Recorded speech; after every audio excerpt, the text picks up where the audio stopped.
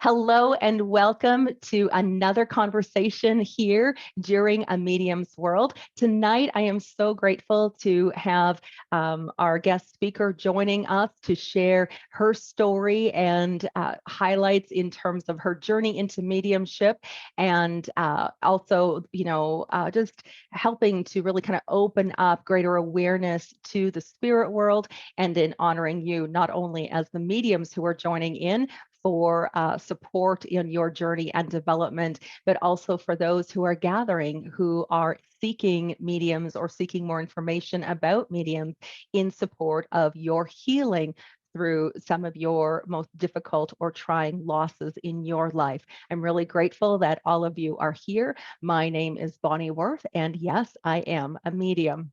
Before we go any further into our conversation, I want to take a moment just to pause and bring us all into connection by closing off the outside world and taking a moment to fall into a little bit of a meditation and just a coming together of all energy and purpose for as we sit around this beautiful virtual table. So I'm going to invite you to close your eyes and just take a deep breath in and just allow yourself to settle. Just through the breathing of the inhale, the breathing of the outhale, that you begin to just let go of whatever weight of the day that you're carrying, any confusion or challenges of the day or the chaos, the busyness, and just take opportunity through breathing in and breathing out to simply begin to let go of the day or let go of the busyness, the distraction, the worries, and even the uncertainty of our times.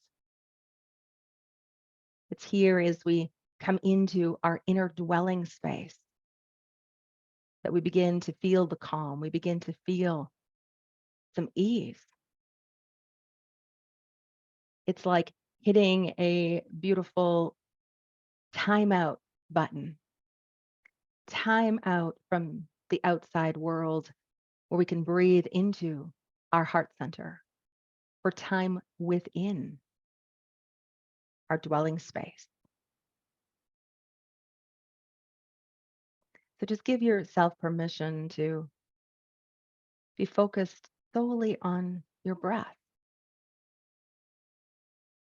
The breath is the gateway that allows for peace of mind. The breath allows for relaxation and ease. It's through breath that we find our center and we settle into our heart. So just breathe here for a moment. Just be here. There's nothing else you need to focus on, nothing else you need to do in this moment, but just to be here, to be within, to this soft, gentle space, the place of the unconditional.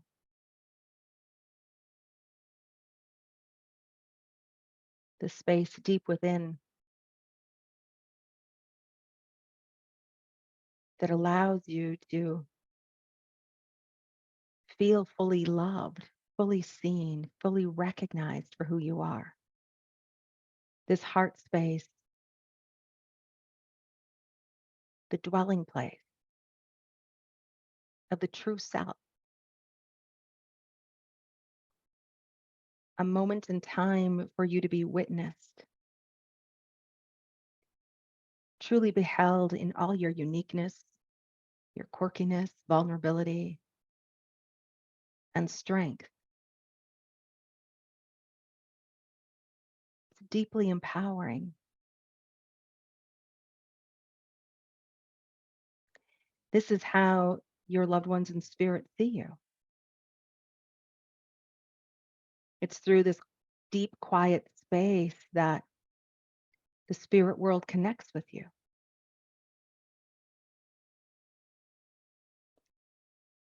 And as you continue to learn to love yourself and others unconditionally,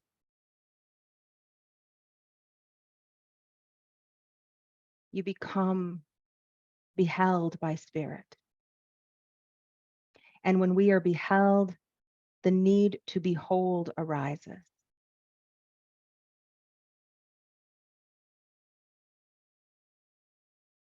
This inner spiritual sanctuary in the center of the truth of all that we are has potency to heal anything.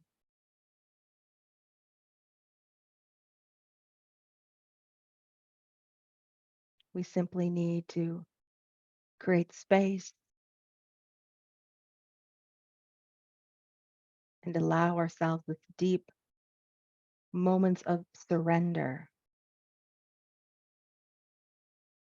in the midst of whatever challenge, whatever fear, whatever the despair.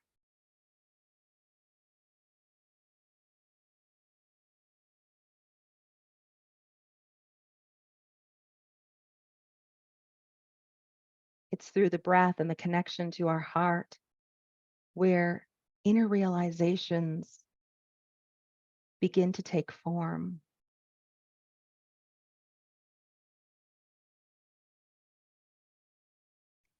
Like a beatitude of blessing, the highest blessing.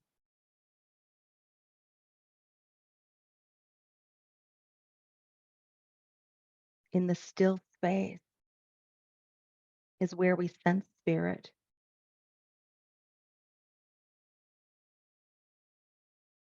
It's where we feel them, see them, know them, recognize their presence with us.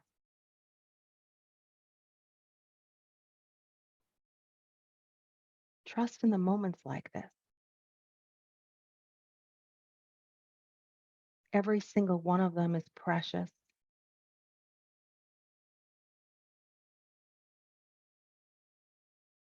Every single one of them allows for a strengthening,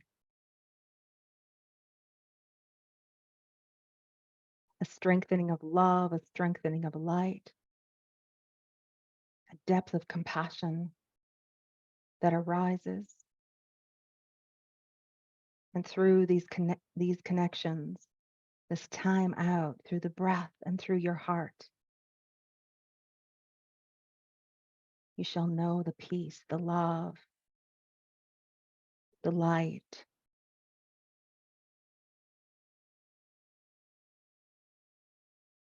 of all that you are and all that is possible through God, through Source.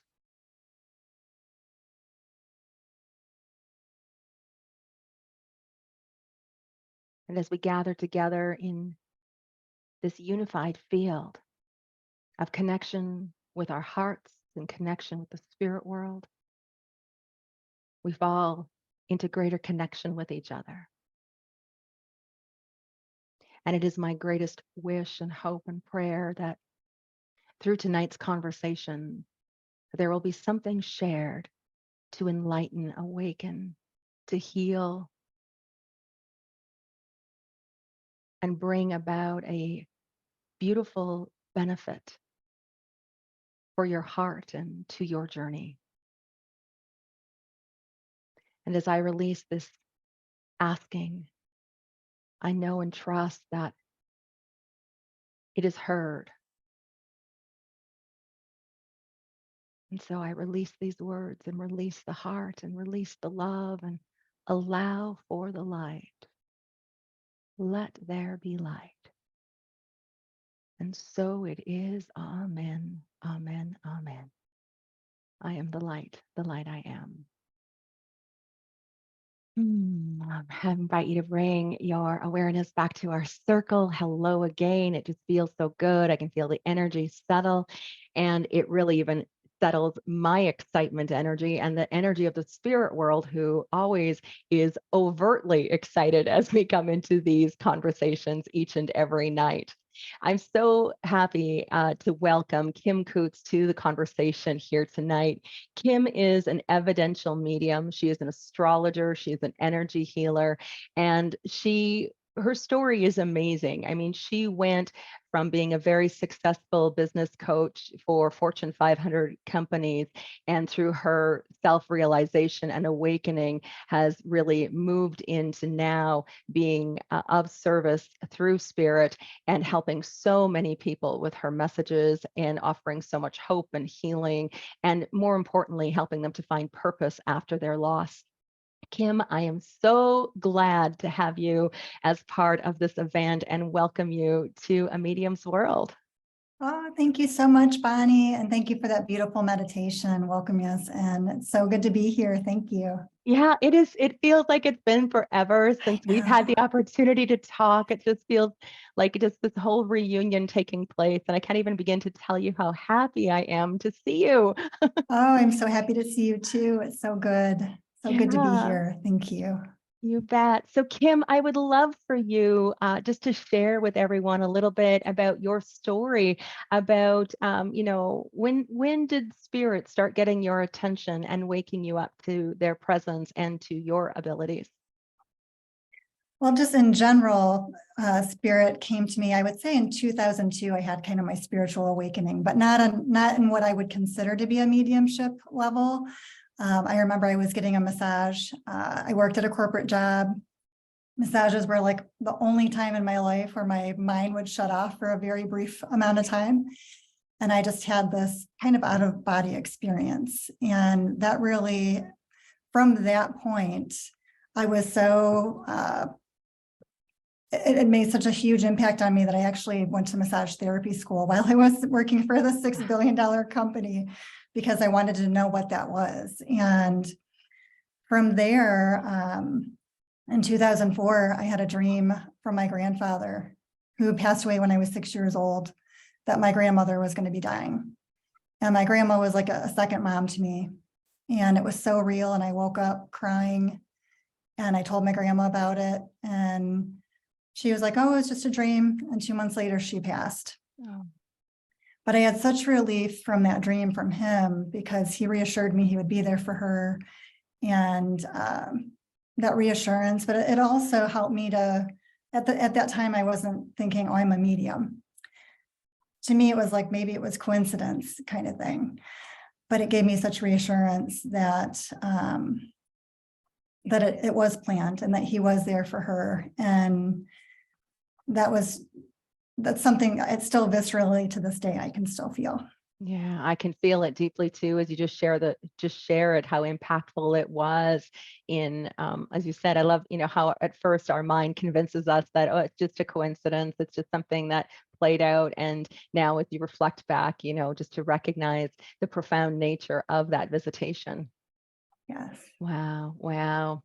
So as you've come forward now, again, this is what I just love about so many of the conversations we're having, but of the people I'm talking to, is that everyone just seems to have like gone through their development, moved in, and really have dived right into being of service. Like it was just became a real big call. And for you, as I shared it as part of the introduction, it's a completely different direction than you ever anticipated your life taking or your work taking. Tell us a little bit about what happened for you to come in, into making such a significant change within your focus. Yeah, several years ago, I never could have imagined that we would be having the conversation we're having right now. This definitely wasn't what I had planned for my life in any sense. And I'm a very spiritual person. I've been a spiritual healer and ordained minister for a long time. But mediumship was something for me, I was kind of like, wasn't really interested in it, didn't, have an interest or resonate with it, wasn't quite sure what it was. But I always had, connected with angels and spirit guides and so forth, but not humans who had passed on to the other side. other than the dream that I had shared with you. Right. And my career has been in the business world. I've been an executive in a corporate career for 30 years. I've been a consultant to CEOs of large companies for several years now. And unfortunately, my daughter passed away. And that really, for me, is what shifted everything. She died unexpectedly, and she's my only child. And about a month before her passing, I was finishing up my professional astrology certification. And my astrology teacher was doing a reading of my chart for me. And she said, "You're a medium." And I said, "No, I'm not a medium. I'm not interested in that, no." And then a month later, when Kira passed, I referred back to that conversation with my teacher because she had said, "I'm going to give you the name of a teacher. If you decide you're interested in training as a medium, you need to meet Bonnie Worth." Yeah. And I just kind of set it aside. So you were like one of the first people that I reached out to after my daughter died. And I said, this is what happened. I was introduced to you, and we actually met several years ago too. It was really interesting. I was just going to share that part of the story about how our worlds came back together. We actually did a book project together where we were co-authors for a book, which is called Rapid Change for Heart-Centered Women.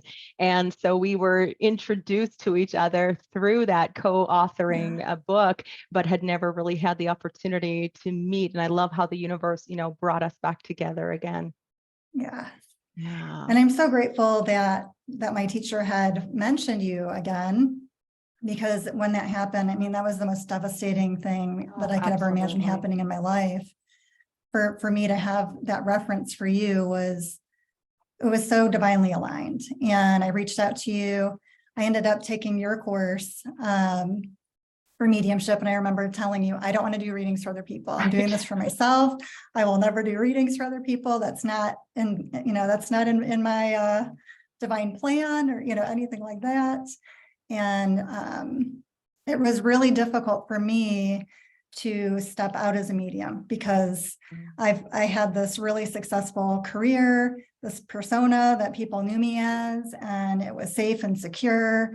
And here on the other side of this, the discovery of this other, I call it a gift because it feels like that to me. The discovery of that was so profound, but it was so different. And that was a journey for me over several years of how to step out and share that and work through that kind of joining together of two different worlds, so to speak. And it's not easy to come, as you said, away from how people have known you, how they've known you, your reputation, your friendships, how they've related to you, through, your career, to all of a sudden, step into such a controversial, it on some level, approach to life, or in what is in this kind of spiritual mediumistic world.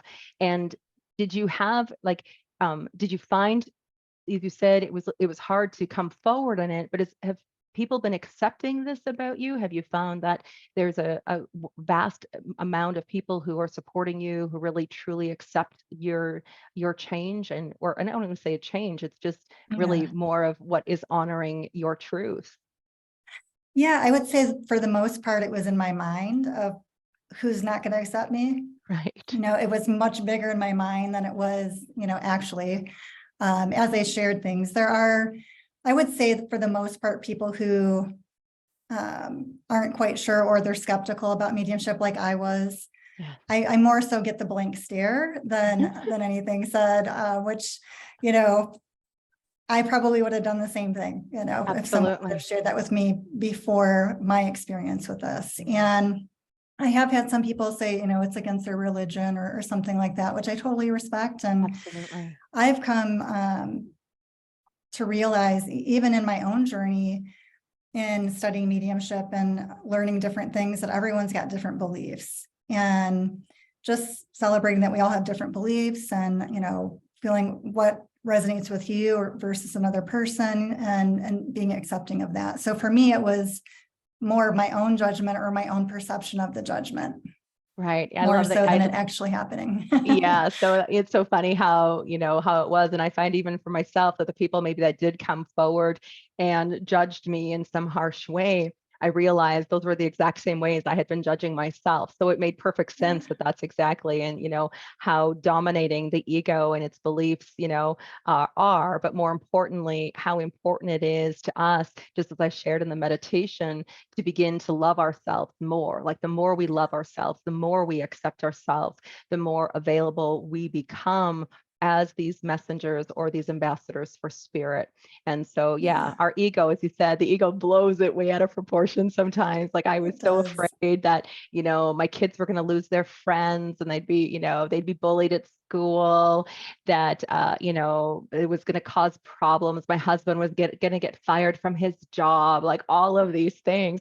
None of it happened, but it was everything that I was afraid of in actually coming forward and starting to work professionally. So, we all have that mind that likes to try to derail us. And I'm a firm believer that our ego, does it out of protection. Our ego is not something bad that we have to get rid of. It's just an understanding it protects us. We've been hurt in the past, and it just helps us to stop and consider what conscious choice we're making for ourselves. But again, I know that, as you've moved forward into this, the deep fulfillment and of purpose, in being able to share share messages with people, to help those who are grieving, and to offer this compassion for them at the most difficult times in their life, again, which was something that you certainly needed after the loss of your beautiful daughter too. So Absolutely. you come forward, here, this is again for so many mediums.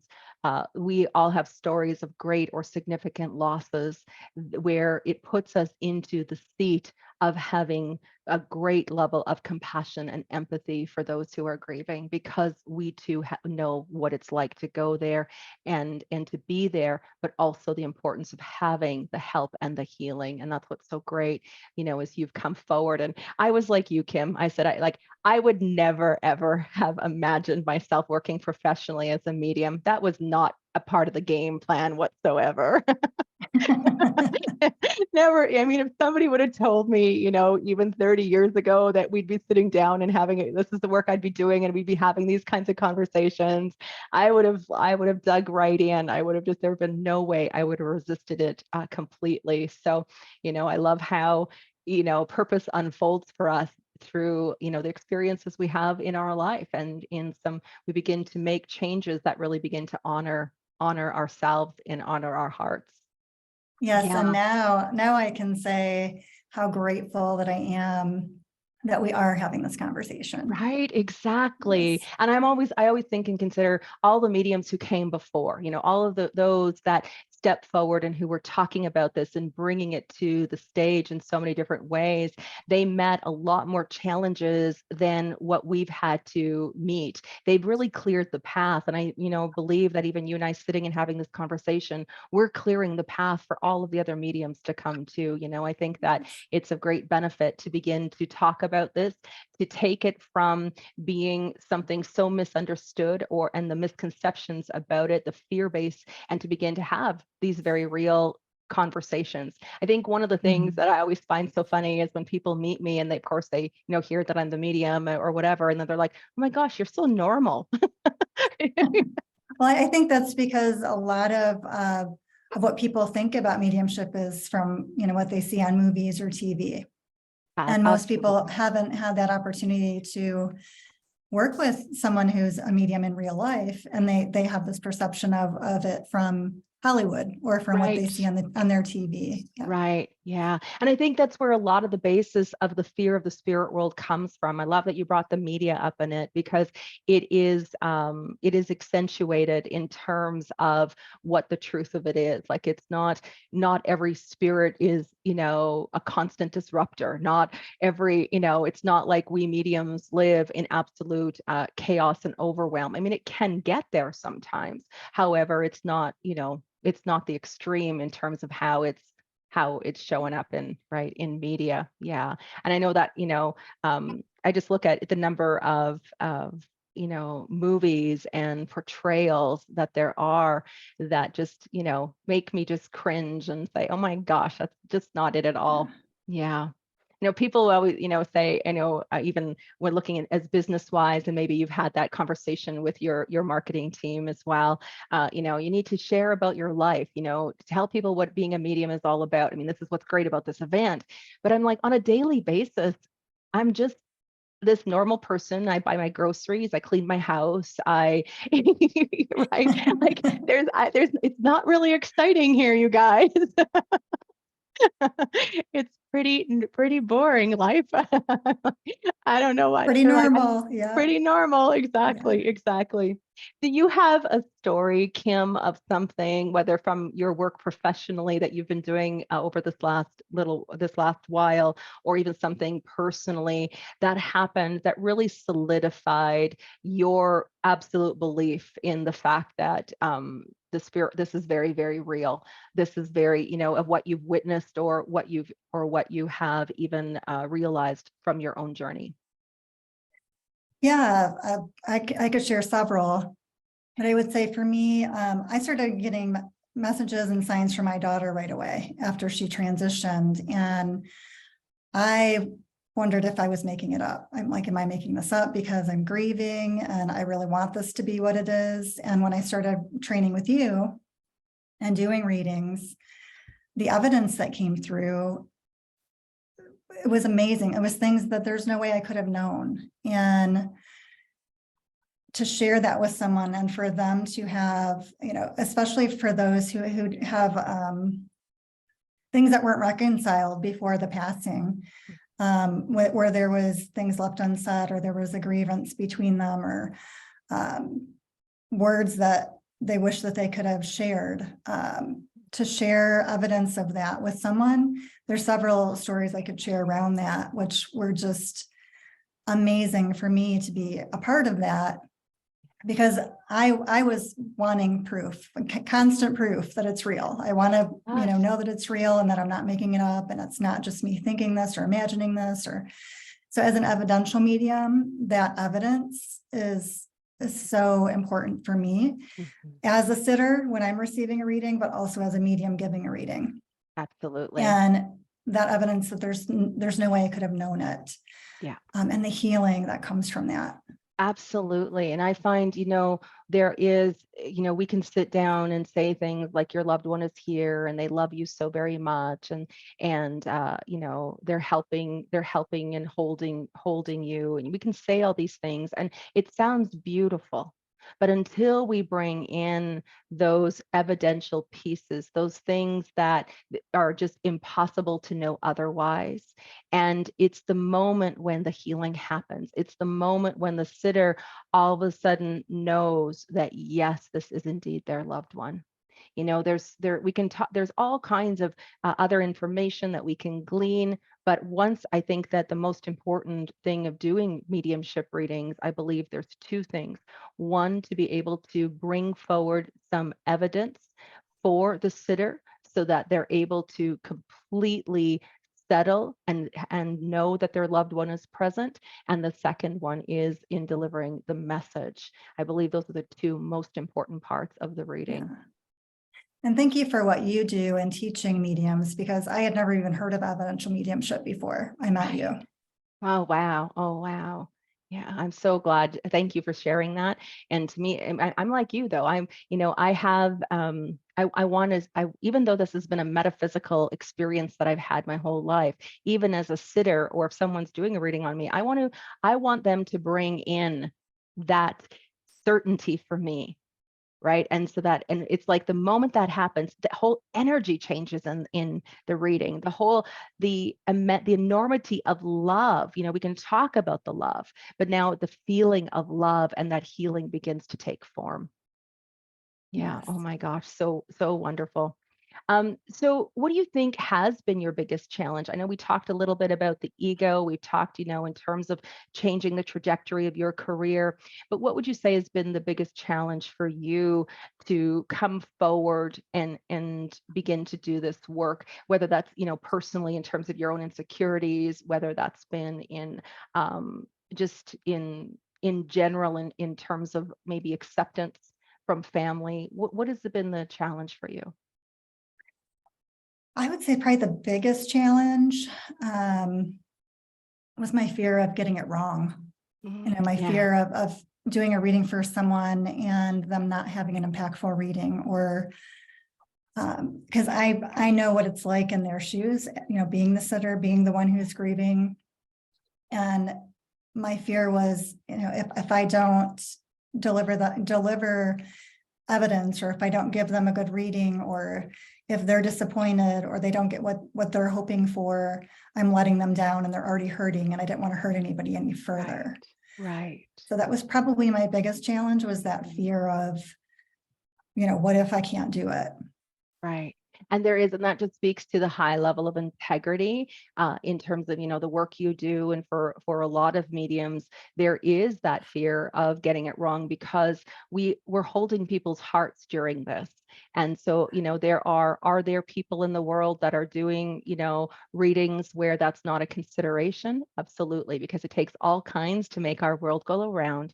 But I think at the core of the vast majority of mediums is a high level of integrity, simply because we're not out to hurt anyone.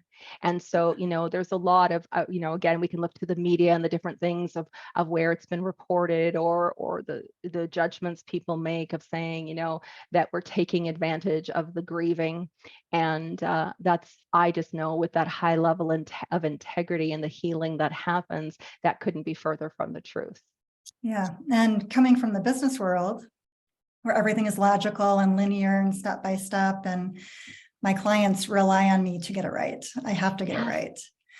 To shift from that into mediumship. And it was actually one of the classes I took with you where you helped me shift that immensely, to realize that I'm here to serve spirit. Yeah. And it's a partnership. So it's not my performance or the results I deliver. That was such a huge mindset shift for me. It was a whole different way of operating, going from the business world into mediumship, and realizing that it's not about my performance. Oh, I just love how you've articulated that, because that was, I know even for myself personally, when I first started, it was like I had to prove something to my sitter. I had to prove that I was good at this. I had to prove to them that I was, indeed talking to their loved one. And it was, and those are the, I mean, we look at it from an ego perspective, that the feedback we get from our sitters, especially in the beginning parts of this, does help to boost our confidence. It does help us to, establish that trust in what it is we're receiving. But it does reach a point in time where we realize it actually has nothing to do with us. This isn't about us whatsoever. We're just the medium that's being used. Spirit is using us to deliver messages, but it's to help the spirits. They have no other way to communicate. They have no other way to help their loved ones sometimes, other than to be able to bring the messages through, to allow for the reconciliation. I think reconciliation after death is probably one of the most profound things to witness and be a part of as a medium, as you sit there, as the apologies are exchanged between one realm and the other, and things are explained, or there's a perspective that is suddenly that the spirit has about their choices that they made in their life, etc. Like, it's just, that's what does it for me. It's just like that moment where things get reconciled, where forgiveness happens, where there is this moment where an apology can be given or received, is one of the most beautiful things to witness. Yes. And realizing also in that it is a partnership with spirit. And I think that's probably something that a lot of people struggle with. A lot of people that I know in our space, struggle Yes. with that. Yes, absolutely. Because that's, this isn't, we're looking at not from the ego's need to satiate and the ego's need to prove or confirm something, but in knowing that spirit wants us to be successful in this. This is a partnership. They will do everything they possibly can to help us in order to deliver those messages. So if we're not receiving it in one way, we can ask for help and support for them to show it in a different way. Bring me some more information. I think this is a big piece of it too, especially from an evidential point of view. I always kind of see it like there's this iceberg, and as we're coming in and observing the initial energies in the reading of what we're receiving, we're only looking at the top half. And this is where, again, when we look at, we're in partnership with spirit here. So we want to take time and we want to look at what's below the surface. What else can they show us? What other information can we glean, and what other, pieces to the puzzle can we bring forward that will further solidify and help the individual to not only solidify their presence, but to heal in the process too, right? So we have to Yeah. get it. We have to the inquiry and the relationship we need to have with spirit for that to happen is such an important part. We are in partnership with them. We're not doing this alone, right? Yes. Yeah. Oh my gosh. So there's, of course, as I shared earlier, Kim, we have a mixed group of people that are attending and listening to these events. Some of them are mediums, some are grieving. Being that you've just gone through such a deep grieving process yourself, and again, you've gone through it. We always are grieving. I think that's one of the things about we never get over our losses. We eventually learn how to rise above them, and I mean that from an energetic basis, where we can find, where suddenly we're having maybe some happier days or more hopeful days, or we're maybe it's not as stressful. The loss isn't as stressful as what it was, but we never get over the loss, and so we continue to find ways to move forward in our life. But grief is an ongoing journey, and for those individuals that are joining us here, and just from your personal and very deep experience through your grief, what advice do you have for them? For those who are grieving? Mm-hmm. Well, I'm going to say it from the point of view of me, myself grieving. Yes. Please don't give up on life. I know it's hard, especially if it's someone who's very close to you. Like for me, my daughter's my soulmate. Please don't give up on life, or that there can be good things in life. And please know that your loved ones really are with you. You can connect with them, whether through a medium or even on your own, and both. I do both. I find both to be amazing, and just know that you're here for a purpose. This to me has been such a profound personal growth experience in the grieving, and it has made me question things from all angles, like what is the purpose of life? All of those deep soul searching questions, and approaching that from a place of self-love and compassion, and curiosity and wonder, and just knowing that your loved ones really are still with you. I know for me, like I said, I needed the proof of that, over and over and over again. Yeah. But if there's one thing I could leave you with, it would be that they really are still with you and supporting you, and you can connect with them. I love that, Kim, and thank you, for sharing that too, over and over and over again. I think this is where too, it's okay. We've talked a little bit on these conversations about, when's the right time to begin seeing a medium after death, and really any time when you're seeking. This is about, going when you're ready for it, not according to any exact timeline. Just like grief itself, there's no timeline for it. Yeah. Right. Yeah. Yeah. And that's another thing, as we shared mediumship, normalizing more of mediumship. It's also normalizing grief in society, because society doesn't handle grief very well, in my opinion. It can feel like a very lonely process. because people have a certain expectation that it's time to move on, or you should be over it by now, or not really knowing how to handle it, or relationships get lost because people don't know, they're uncomfortable in dealing with it. But just knowing, if you are feeling alone in your journey with it, there are other people who are grieving as well, but are also looking for hope, healing, and purpose at the same time. Right. And you can find hope, healing, and purpose and still grieve at the same time. You can find joy and still grieve at the same time. Yeah. It's really two sides of the same coin. Yeah. Right? It truly is. I think it's such a beautiful, beautiful message. Thank you for sharing that. Yeah. And again, we have a lot of mediums that are joining in, a lot of mediums that are developing, that might have been doing this work, maybe even covertly for some time.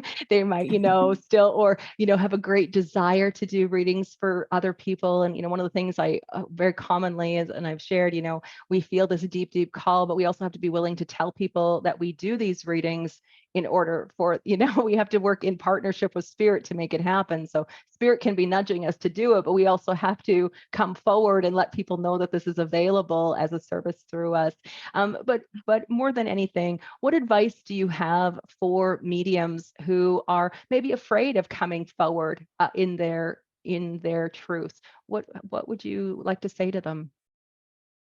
Well, from a sitter perspective, I would say to them, please, if this is what you feel called to do and you enjoy doing it, please do it. Because for me, having a reading from a medium has been the biggest healing that I could have asked for, beyond having my daughter back with me.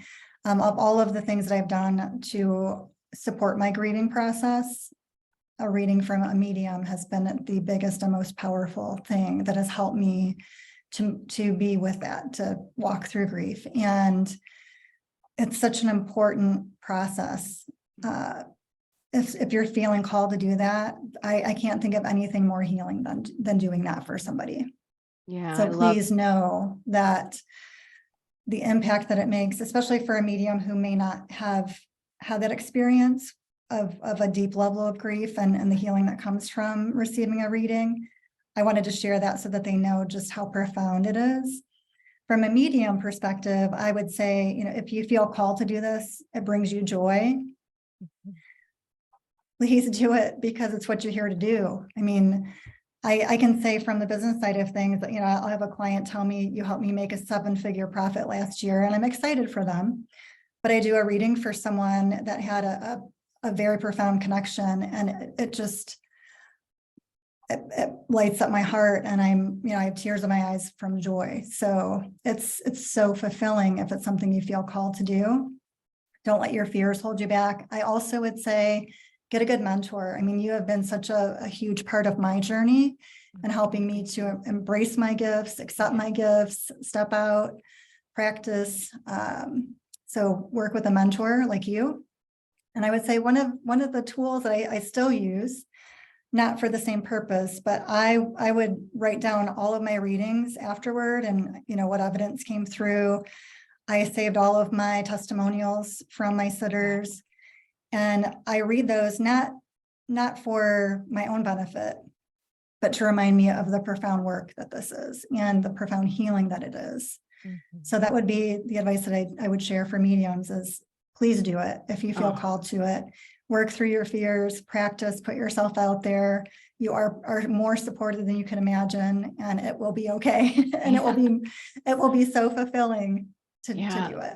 Oh my gosh, I really love that message, Kim. And I have to say too, honestly, when you start doing this work and the witness, what you witness during the sessions, what transpires, how people's lives begin to change, and how hope begins to settle into someone's experience with life again, is deeply, deeply fulfilling. And it, to me, that means more than other people's doubts, my fear, whatever insecurity I have, it's like I always focus on, how it is that I'm helping someone. I let helping someone be more important than anything else. And it really has, it's an immense privilege to sit, and do this work in that way. I also love that you brought up keeping track of this as well, because when you do fall into kind of pitfalls and you do kind of begin to question yourself, and you going back and rereading the testimonials, going back and even your own personal journal of the things that transpired and what you learned and what took place is such an empowering thing for us to be able to do as mediums. It instills that belief in ourselves, but more importantly, it helps to solidify the trust in spirit, the trust in who we are and in what we're receiving. So I really love that you brought that advice to the table. Thank you so much. Yes, my pleasure.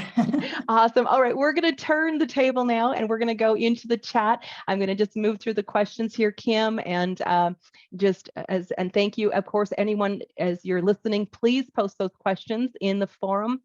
Hello, everyone. Leanna's asking where they can get a copy of the book that we had worked on together. I don't even know if there are copies anymore. Are there, Kim? No, it was probably was it like 2000?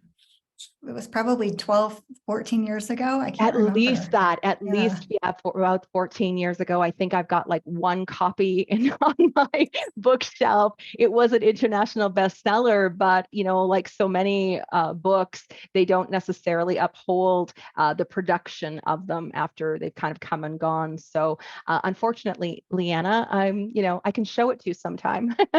I can show it to you sometime. All right. Helen is asking, her question is, I have noticed that the signs my husband has provided me since his passing are becoming less frequent. Am I missing subtle signs, or has the message or connection changed over the past 600 days since his transition? Do you want me to Yep, answer I would that say, one? what Okay. advice do you have to offer her, Kim? Yeah. Okay. My advice there would be, when we have these expectations that our loved ones in spirit need to give us a certain number of signs or a frequency, or in a sense, I feel like they're wanting us to move on and not be reliant on those signs, but when they do come, they're also very profound. So there might be several things happening with the signs. Sometimes we get signs we don't realize are signs. Yeah. That often, I actually find that to be one of the most common things, is that we are actually getting signs. We're just not aware that they are signs. So just being in tune with that. But I also think sometimes expectations of when is it happening, when is it coming through, or it's not coming through the way that I thought, that can almost block it in a sense as well. But I don't think in any sense that it's because he's not there with you, or he's not present with you. That's not what I feel at all about that change or that shift. Yeah, I really pick up on that as well, Helen. I would have to agree with Kim on that.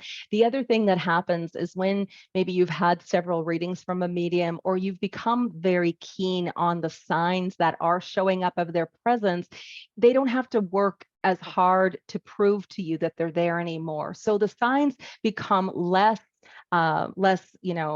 often, not because your loved one isn't there, but simply because they're like, okay, I've already given her lots of signs. She knows I'm with her now. It takes a lot when we look at this from an energy perspective.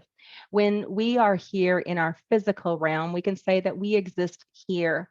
And when the spirit world will exist, let's just say here, the spirit world is about 2 inches from our fingertips, no matter what direction we put out our hands. So there's just a little difference or variable within energy fields between us, or what we could say is vibration.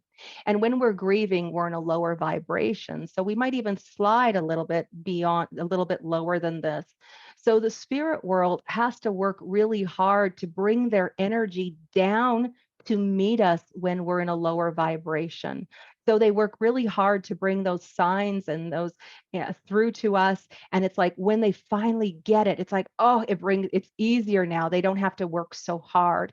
So what becomes our personal, I would say maybe our job, so to speak, as we move through our grieving process, a part of moving through it and honoring it for all of the ebb and the flow of what it is that our vibration begins to rise.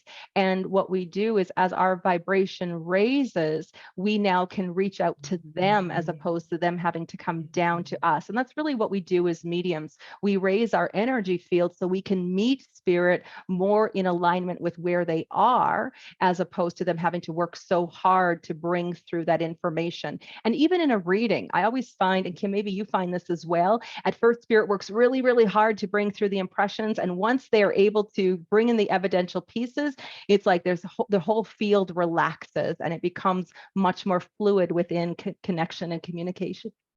Yeah. Yeah. And I'm glad you said that, because even with my own daughter, I had so many signs at the beginning, and those signs aren't as frequent, but I still have a great sense of that connection and communication with her. Just like you said, not, with the amount of work that they have to do to bring those signs. And in the beginning, the grieving is different. Grief doesn't go away, but the nature of grief does change with that. Yeah. So I think, as you had mentioned, signs may change a little bit as grief, the nature of grief shifts a bit as well. Right. Yeah. And it's certainly, and I love what Kim said too, it certainly doesn't mean that your loved one's not present with you, because they actually are. They just don't, I always say, they don't have to, like even my own loved ones, I know that they're there. And because I know that on a very deep, visceral level in the experiences and connections I've had with them in the past, I don't actually need the signs for them to prove it to me. So it really becomes this, a much more ease within expectation between one world to the other. However, there are times I still call them and I just, I say, okay, you guys, I need you to show up. Dad, I really need something. And I need it to be very clear, and I need it to be very concise, and I need it like right now because I'm wavering here or something, right? So I can call and invoke that from them, but it's not something that he has to do all the time, because we come into a place of trust and faith that we are being held and that they are right with us. Such a great question, Helen. Thank you so much for asking that. Yes, thanks, Helen. Yeah, just really honoring your journey.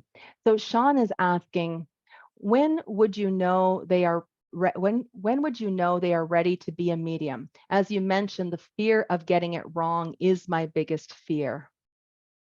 So when do you know that you're ready for this?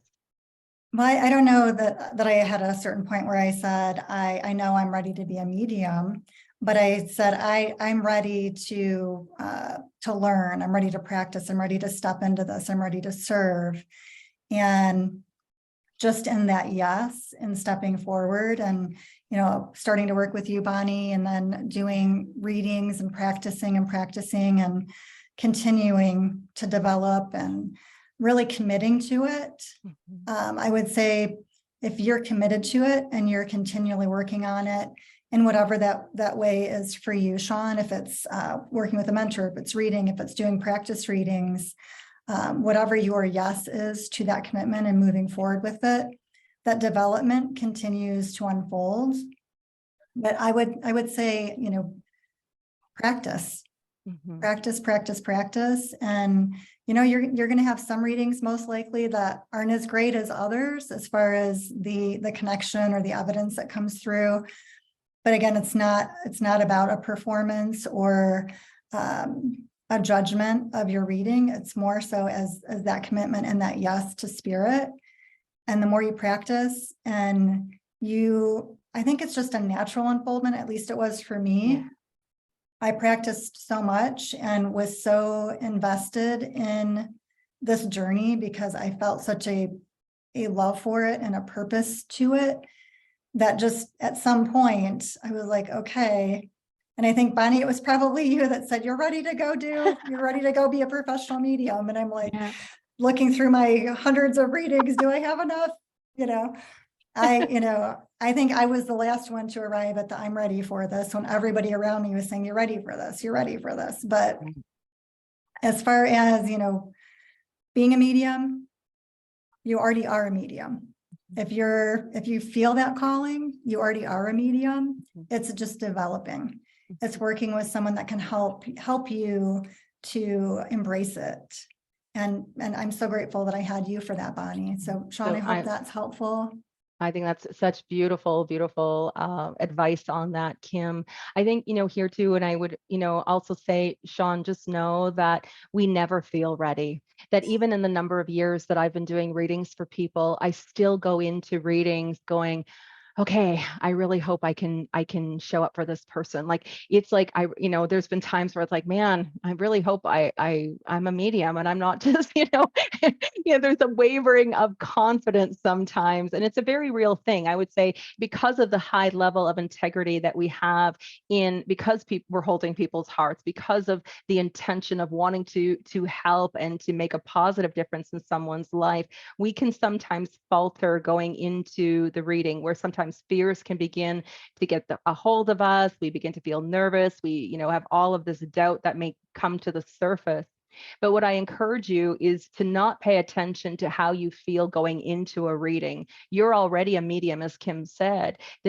You are always ready for whomever it is that the spirit world places in front of you for a reading. There's always the learning. And as we talk, is the more you do this, the more experiences you have, you're learning all the time. Spirit continues to teach me things and helps me to understand the ways of the non-physical world every time I sit down and do a reading. So we're always in the learning phase. But I encourage you to not pay attention to how you feel going into the reading. Pay attention to how you feel after the reading, because after the reading, that elation, that fulfillment, that joy, that gratitude, the overwhelm that takes place, you come away going, oh my gosh, I can't wait to do this again. I can't wait to help someone in the exact same way. That's where purpose shows itself. It doesn't show us our ego coming into it. And I always say it's great. Those fears can be serving to us. They can be debilitating, where they completely stop. And we want to make sure that we do get a hold of them and we shift those fears around, but also always keeping a little bit of that there. Fear and excitement show up in the same energy. Sometimes when we're afraid of doing a reading or these fears surface, can actually be, we're concluding it from our ego point of view as if it's something that we're dealing with. It's our fear. It's registering in that way. But very often that it's the energy of the spirit world, of their excitement in it. So even though we're feeling off, it's an indication of the excitement that spirit has for what is about to transpire. So that's why we never want to allow it getting in the way going into the session. But our fear, I want to say those feelings or lacking confidence sometimes going into the reading, do it anyway, because that's where confidence grows. That's where trust bursts. That's exactly where faith forms. And so we want to make sure we're moving into this willingness and this commitment, as Kim said, to continue and be committed to this, commit to the practice, commit to doing it. And just know, Sean, whomever it is that's placed in front of you asking for a reading, is that you are ready enough to be of service to them. They wouldn't be asking you had their loved ones not already brought the two of you together. So just, the fear of getting it wrong, this is a big one, as Kim said. It's big for a lot of mediums, and here as well, this is growing in trust with spirit, because if you're not understanding something, this is where you can go back to spirit. And as I said with the iceberg, what else can you show me? How else can you bring this in clearer for me? Can you can you help me? And asking for that help, they will help. And very often, and I don't know, Kim, you probably have found this as well too, sometimes we're so afraid to say what it is that we're getting because it sounds so off the wall, and we're so afraid that we're wrong, and we just feel like, okay, I just need to speak it. And it's like once we speak, that thing we've been so afraid to share is the exact evidential piece that the sitter required. Yes. Do you get that, Kim? Absolutely. Yes. Yeah. And it might be something weird where you're like, that's weird. It's not going to make any sense. And you share it and it makes perfect sense to them. Right. to your sitter. Yeah. Yeah. And just to add to that, I also want to share, when I feel that fear going into a reading now, I say, I acknowledge you, fear. I know you're there, and thank you for bringing it to my attention. Spirit's got my back. It's going to be okay. And we're here to serve. Mhm. So it's not trying to push the fear away or pretend it's not there, Right. because then for me anyhow, if I go into it with that fear,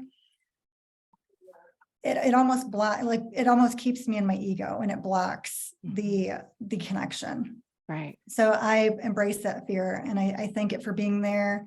It is trying to protect you. It's trying to say, oh my gosh, we want to protect you from, whatever you think is going to happen from getting it wrong. Mhm. And just acknowledging it and saying, it's okay. Thank you for bringing it to my attention. It's okay. Spirit's got my back. And we're going into this just to serve. It's not to perform. It's not to get acceptance. It's not to, to be praised for anything. It's to serve. And that intention of showing up to serve and trust Spirit in that made a big difference for me. Mm-hmm.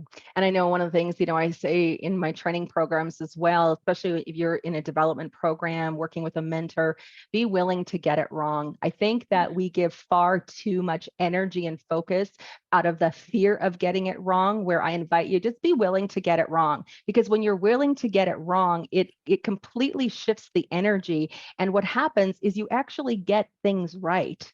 But the fear is no longer altering the energy that's going to cause something to derail. The moment you're just like, you know what? Yep. If I'm wrong, I'm wrong. I have students who will say, they just like throw it over their shoulder. They just, I know for myself too, I'll be like, oh, well, okay, I'm not sure what Spirit was showing me, but this really becomes developing that trust that, again, Kim, for me, everything is something when we sit down, when we're moving into doing this. So even the things that aren't making sense to the sitter in the moment, I don't take it personally. I just say, well, I'm not really sure what it is that they're looking to share here, but take it with you. It's going to fit. It'll make sense in some way, even though I might be interpreting it, it's not linear. So it's really, it's not black and white and sometimes really clear, but I just offer it in such a way that it just, it's like, I might be wrong about this, but you know what, just take it. I trust that they're trying to tell us something here. And sometimes it even comes out later in the reading. So if you do get a no, if you share something and the sitter's like, no, I don't get that, or I can't take that, don't let that shut you down, because that no at the time, later in the reading, it might circle back to that where it's like, oh, now we realize why that symbol made sense, or that sign that was shared made sense. So don't let the no shut you, bring that fear to the surface and block things for you. Yeah, absolutely. And I always find too, I've had people contact me well after their session is over, and I'm saying like weeks and months and years later, and they'll be like, oh my gosh, I know exactly what that meant. I understand it now, right? So it doesn't necessarily happen and land in the moment. But where we look at moving into this is because there's no such thing as time on the other side. We exist in a time-space reality, but the spirit world doesn't. And so because of it, often we looked, when we go to have a mediumship reading or do a mediumship reading, we tend to be more focused in terms of the past experiences that the individual has had. So again, we bring in the evidential pieces, we, are able to solidify the connection with our sitter. But what happens is spirit doesn't always just talk about the past. Sometimes they're talking about things that are yet to happen. And so that's where, again, the sitter's going, no, that doesn't make sense. No, that doesn't fit. It's because whatever it is their loved one is talking about is something that's forthcoming. So there can be a little bit of, we can look at past coming up into conversation, and a little bit of prophecy that begins to come up through those conversations as well, simply because they don't exist in a time-space reality like we do. Such a great question. Go ahead. Yeah. Quickly say, when you said don't take it personally, that's huge too, just to not take it personally. That's a big part of it. Yeah. And, and in those moments too, just be, again, you're willing to get it wrong. And you just say to your sitter, like, oh my gosh, I'm so sorry. I completely misunderstood that. But I always say, even if I do get it wrong, I go back to spirit and say, okay, bring this to me another way. Help me to get clearer on it. And again, as Kim said, we work in partnership with the spirit world in order to have the accuracy and provide that hope and that healing. Such a one. I love how one question just like opens up to all of these facets. That was a really, really great one. Thank you for that, Sean. Yes. Awesome. So we have Shelby, a question from Shelby. She says, thank you so much for this series. It's been such a game changer. Oh, I'm so glad, Shelby. My question is this. Do you get any energies from the group on the call? If so, what do you sense? I get really overwhelmed when I join the call with all of this energy. Angels come close, spirits get very loud and happy, and I'm finally listening, and I'm going to honor my gifts. The ringing in my ears also happens a lot during this call, and it is so loud. So, what would you, as you feel into her question, Kim, what do you have to share in answer, about the group energy here on the call? Well, first, Shelby, I want to acknowledge you for saying I'm finally listening and going to honor my gifts, because that I'm just applauding you for that. That's awesome. I'm so glad to hear that. That is something I had to learn how to work with as well, being a very big sensitive. I'm very sensitive to energies. In part of my development, learning how to work with all the energies coming at me, whether it's in the physical world or the spiritual world. Bonnie talks about in your classes, you teach, how to set boundaries. Boundaries are big, and setting what those boundaries look like on what you're willing to have come in and when it's not appropriate, how you want to receive it. So that was really big for me. Bonnie, I don't know if you want to add to that, but the boundary setting was really big. Oh, it's such an important part of it, because we do have authority over the sovereignty of our own self. And so whether it be our physical body, the experiences that we have, or even in working with these energies, I want to go back here, Shelby, too, in just understanding the power of your breath. And so to know that when we feel, as Kim said, we have energies coming at us.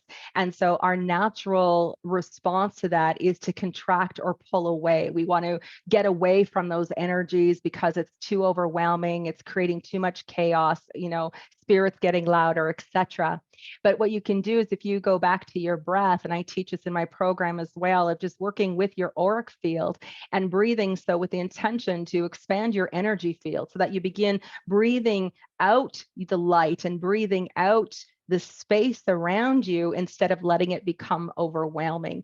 So you're going to see that when you begin to work with your breath and helping to alter the state or direction of the energy. So what you're doing with your energy field is, as you're breathing, you're actually pushing against all of those energies, and not out of defiance or to defend it all. You're just creating some space for yourself so that you can settle, that you can breathe. And of course, as Kim said, really getting those boundaries in play as well. It definitely has taken, a lot of practice, even for me, because I'm highly, of course, every medium, we're highly sensitive when it comes to energy. And so being able to go into shopping malls and going out for dinner and, to celebration events or even gatherings with friends and family was always an issue. I would rather have stayed home because it was easier at home when I was in my own energy than to go out, because it could be just way too overwhelming. And so I would say almost every medium everywhere loves the idea of just their own alone time and isolation and their own little world, because it's where we have the energy that supports us. So going out into the world really becomes a matter of becoming practiced and skilled at using the breath to expand the light and expand the love, and it just helps to settle. Everything else is, you're still aware of those energies out there, but now they're not affecting you in the same way. The other key thing in this too, Shelby, I would say, is to begin to really recognize everything is energy, everything. And, we always say our vibe speaks before we do, right? Because our energy field is already significantly broadcasting. So when you can begin to recognize it as energy, you're going to see it's going to become less and less overwhelming. And that's simply in going, I'm recognizing the energy of excitement. I'm recognizing the energy, the group energy. I'm recognizing the energy of joy. I'm recognizing the energy of sadness. Whatever it is, recognize it as an energy. And what it'll do is it'll bypass through your energy field, and you're just in awareness of it, but now it doesn't become symptomatic or overwhelming for you. The moment we become entangled is the moment we begin to say, I'm scared, I'm tired, I'm nervous, I'm overwhelmed, whatever it is. Now we're buying that energy and it's coming in and it's a part of our experience now. So I have personally found it so helpful in my own life just to be the observer and just to be recognizing all of the energy. And I find that I can function and attend group events, and I can do, even to come into an event like this, like the preparation to open up the field and hold the space has become easier and easier simply because it's just energy. Okay, so another great question. Oh my gosh. And yes, I agree with Kim. Kudos to you. I celebrate you. I'm excited about that, Shelby, for you stepping in and really, honoring your gifts and honoring this uniqueness that is you. I think it's beautiful. I love it. All right, so June is asking the question. Oh, I love this kind of question. Kim, the question is how to raise vibrational energy. How do we do that? Does it make sense? Can it be intentional? Yes, absolutely. I think intention is a huge part of raising your vibration. Emotionally, I don't know if you've ever heard of the map of consciousness by Dr. David Hawkins, but our emotions have a vibration to them. So just being aware of what emotions we're having can be a big part of raising our vibration.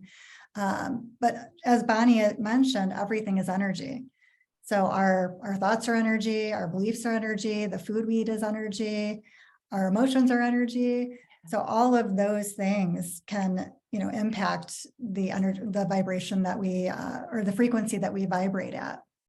And for me as a medium, it was actually an organic shift. It wasn't so much of I'm going to go do this now, but as I started practicing mediumship, couldn't eat the same foods anymore. I had to stop drinking wine for a while because even wine didn't resonate with me anymore. So as I started working more in tune with the light of the spirit world, things that I used to eat or resonate with, I just couldn't do anymore. So my vibration or my frequency raised on its own, and I responded to it. But I also started becoming aware, as Bonnie, you had mentioned to Shelby, becoming aware of the energy out there. So I intentionally stopped watching the news, or intentionally stopped reading certain things, or I ended some relationships that didn't vibrate in the healthiest way. So I became a lot more aware of how everything was operating in my life, whether it was food, habits, relationships. And as I worked more and more with spirit, those things kind of organically shifted too. But going through the grieving process, grief is the lower side of grief, or, grief is like a ball of emotions. The lower side of grief on the emotional level, whether it's apathy or shame or blame or any of those things that resonate at a lower frequency, that's when I was feeling those things, rather than trying to push them away or stuff them down inside, I really worked through that, whether it was journaling or breathing or meditating or praying or working with a therapist. So to me, it's multiple things, but intention is a big part of it. And, as you embrace that light and you embrace spirit even more, things start shifting organically too. I love that, Kim. Thank you. And it is, we come back into talking about, we need to do our healing work as well. Like when we're harboring, pain or wound or resentment, or even, we're feeling frustration. All of those are lower vibrating aspects of our emotions. And so those emotions have a different energy about them as well. So because of it, those energies can alter our vibration. So as we do our our deeper healing work and we move through. That's why, again, when my programs are about the whole person. It's not just about, us learning how to communicate with the spirit world, but the medium is the most important element in doing this work. And so we need to be conscientious in doing and moving through our own healing process as well. This also goes back to, Sean's question earlier in starting to do these readings, because we heal as our sitters heal. Like it's a shared union of those energies. And so this is where, again, staying committed to your path, doing our healing work. But when it comes to spirit communication, intention is everything. Intentional living is key for, whatever we want to experience in our life.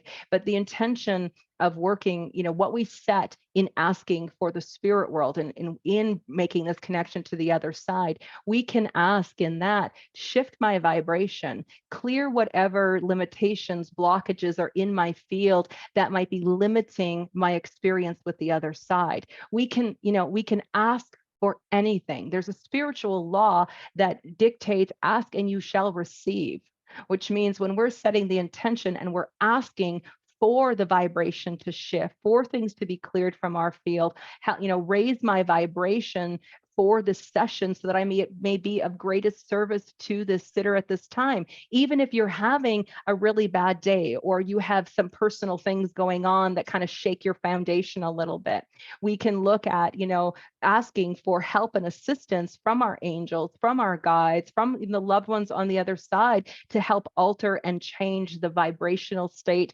that we're in so that we're able to be of service. So again, it just comes down, intention is everything. And I know even for myself, as I go through, my morning meditations and through my prayer and through my, and moving into doing sessions for people, I ask for whatever I need in support of not only the sitter, but also in support so that the best that I can be at my vibrational best in being at service for someone. So again, yes, definitely intention is everything. And yes, I love that. It's such a great question. Such a great question.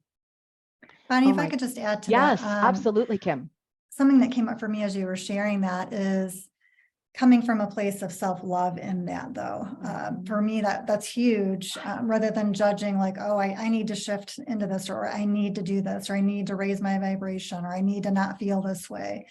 It's more coming from compassion and self-love and self-care, having a authentic and genuine care for yourself in a loving way, I think goes a long way in that raising your vibration as well. Absolutely. And for me, being a corporate executive, I was always last on my list.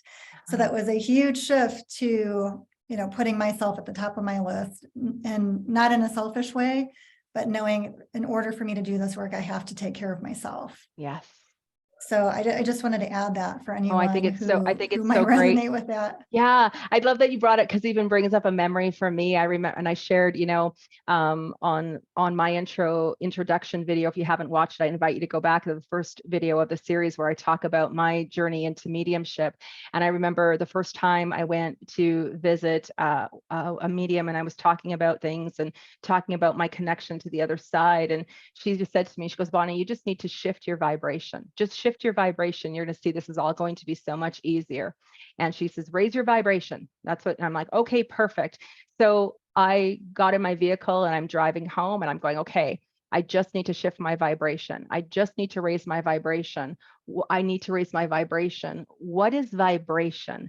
I had no knowledge whatsoever in terms of the world of energy. I came from this very conditioned, way of living and being and showing up in my life that I had dishonored and denied every part of who I was at the spiritual sense of things, that I didn't even know what vibration was. And I remember driving home and just going, what the heck is vibration? Like I had no idea.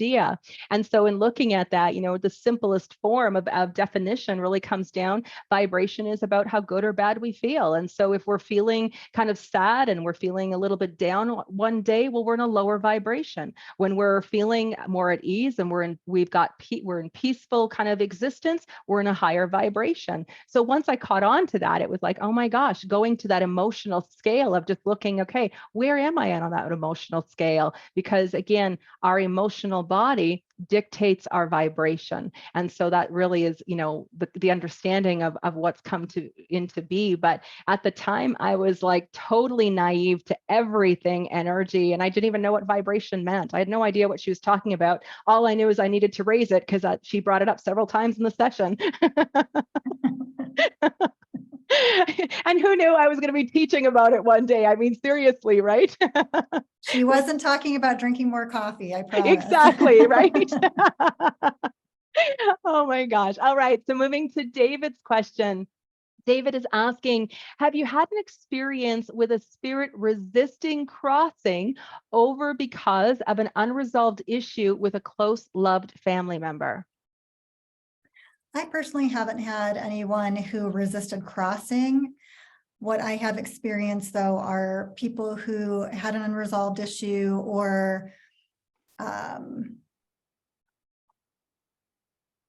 a gentle way of saying it, may have committed some things that were not good for family members, or impacted their family and in their behaviors. That where they were at in the spirit world was a deeper level of healing, and they had messages of asking for forgiveness and apologies and so forth, but they weren't stuck, so to speak. They were just on a plane of the spirit world where they were doing more healing work. That has been my personal experience. Bonnie, you might be able to share more on that if you've had someone resisting. I have had the resistance, and it brings into, I was called to do a space and energy, a clearing and blessing on a home because they were having a lot of spirit activity in the home. And there was a woman who was tied to a piece of furniture that the homeowners had brought into their home that she wouldn't leave. That piece, that was an heirloom. It was a family piece. She wouldn't leave. And so every time I crossed her, every time I brought in the angels, created the opening, there's the light, she's being escorted. She'd look over her shoulder and she'd just be disgusted at me because here I was escorting her away only for her to come back again, right? So this is again, in those times, or when that happened, and it happened several times. And eventually this is a part earlier on in my career where I began learning, okay, hang on a second. I need to talk with this spirit. I can't just look at, okay, let's create the opening and help her cross over, but to actually in connection to find out what it is that she needed. What did she need to reconcile? Was there, what was it that was holding her or binding her to the physical plane? And what I found is in the willingness, even if it's a low vibrational energy, a lot of people get very afraid, if they come into, if there's a lost soul or there is a wayward or something happening and causing havoc, they're afraid of that spirit. And yet that spirit is light. It's just lower vibrational because it's been without the light for so long. And so by just being willing to open up the dialogue, they're able to, share. We can offer and be the voice of saying, what, just know that, when you go to the light, you are already forgiven. Your loved ones are going to be cared for. And in this particular case, I had to make sure to tell the homeowner the history of this dresser, and that they needed to promise her that they were going to take good care of this dresser because it was an heirloom that had been brought over on the boat many, many years ago. Like it was just this whole story and dialogue. So once I was able to offer the messages to the homeowner, then the spirit finally released. So it was and I had gone into that home like 3 or 4 times, and it's like, oh my gosh, this lady is back again. Why is she back, right? And so this is where I learned, okay, I want to create a dialogue here. I'm going to help this spirit because I'm here to serve spirit. As much as I was there to help the homeowner, I realized I needed to help the spirit. So that really became the first step in it.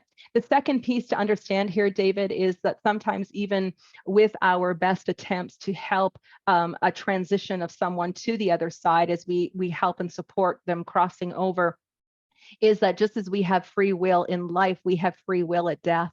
And there are just some in their choosing who will not go. So we must honor the free will of those spirits as well. And it's not that we're leaving them stuck or leaving them, we don't have to feel guilty about not being of service or not being able to help them, because what happens is eventually every single spirit will get to heaven. So even though some can be more earthbound or stay for longer periods of time, there will come a time in readiness where that spirit of their own choice and free will be ready to cross. But we can't force spirit to cross if they don't want to go.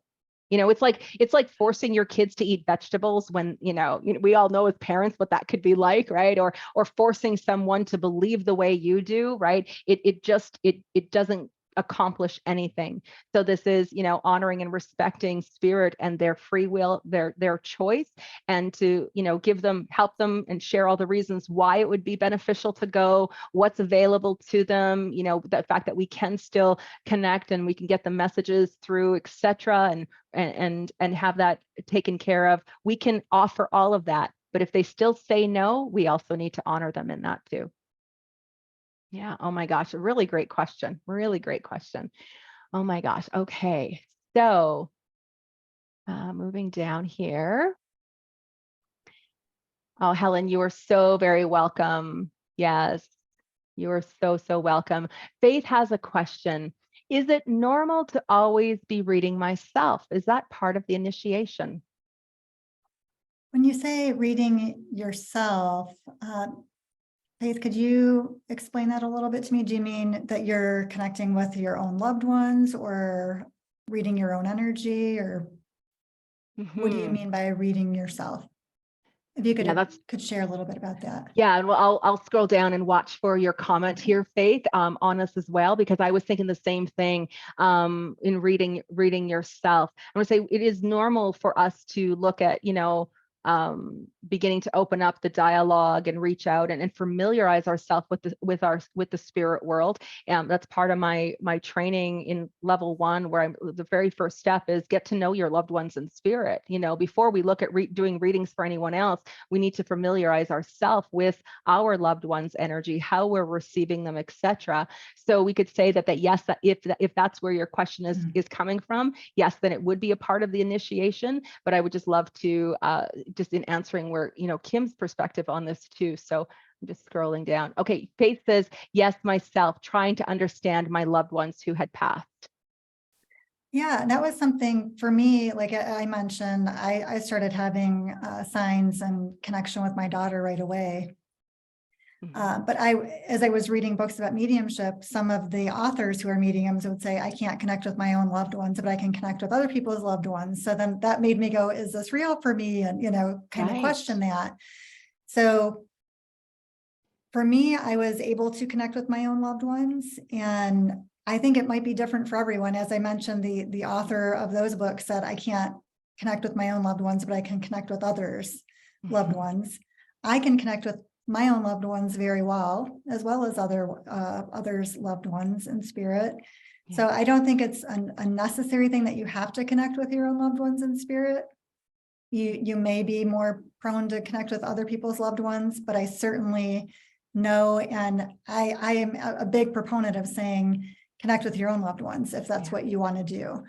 But I don't think it's necessary that you have to connect with your own loved ones in spirit in order to connect with the loved ones of others. Absolutely. And I agree with that. And I shared too in my story, that it depends on, now again, when we look at the relationship we have with someone who's crossed, it depends not only on our vibration, but also the vibration of spirit in the spirit realm as well. So when we understand the idea of heaven, heaven exists in various degrees of vibration as well. So sometimes when we feel like we can't connect with our loved one, yes, it can be our grief. And I shared that before, how our grief can block the connection. When I lost my dad, I was, everybody else's loved ones were showing up and I could talk to them except the one person I wanted to talk to the most. And that was because of some of the, not only my own grief, but some of the other complex PTSD and the trauma of childhood as well. So there were a lot of variables in that.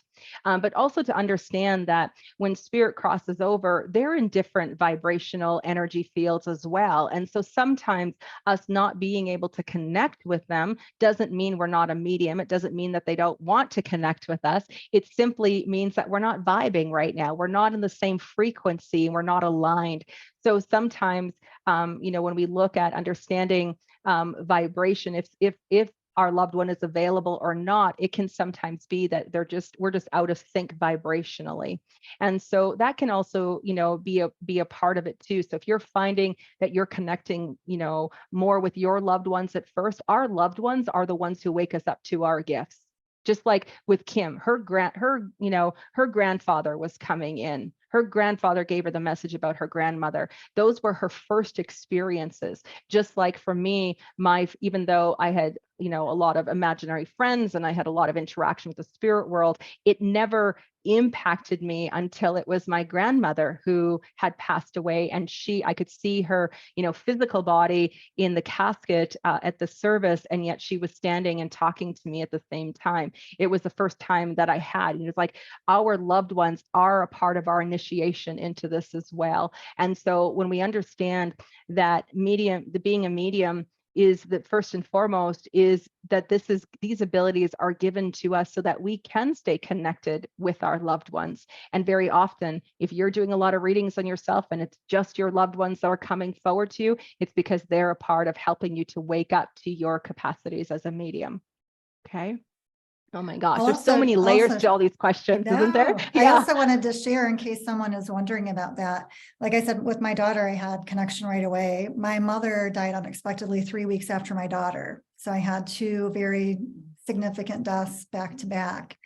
I didn't have a connection with my mom for a year. It took a whole year for that. And I think part of it was my grieving for my daughter, and part of it was her own healing on the other side. So it didn't happen for a year, but a year later it did. And we have a very strong connection now.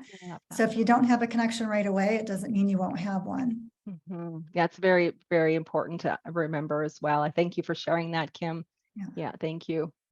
All right, so my goodness sakes, we are at the top of our call. I was ready to go dive back into the questions here. Thank you so much, everyone, for your questions. As I said, I'll be following up as a part of another series I'm doing, so you'll be able to find answers to those questions coming up on my YouTube channel.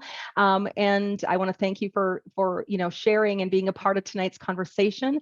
But more importantly, and as importantly, not more importantly, as importantly, I want to make sure to thank you, Kim, for coming on the call tonight, sharing your wisdom, sharing your story, opening up so beautifully with all of us, your vulnerability and the great depth of compassion and love and joy that you have for doing this work. I'm really, really grateful to have had a chance to share space with you in this way. I'm so grateful to have shared with all of you today. And thank you so much, Bonnie, for inviting me. I wish we had all night because I could keep going. Right? We could keep going, exactly. And thank you for everyone who joined us. And I really appreciate it. And again, if you feel called to do this, Bonnie is a great mentor. She's my mentor, and I highly recommend her. If you feel that calling, please answer it, please. I think that you'll benefit so much personally, and you'll make such a huge difference in the world. Oh, Kim, thank you for those very gracious words. And to everyone as well, thank you, as I said, for being here tonight. I will see you here tomorrow night, same time, same place with our next speaker. Until we meet then, take care, everybody. Bye-bye for now. Bye-bye. Bye.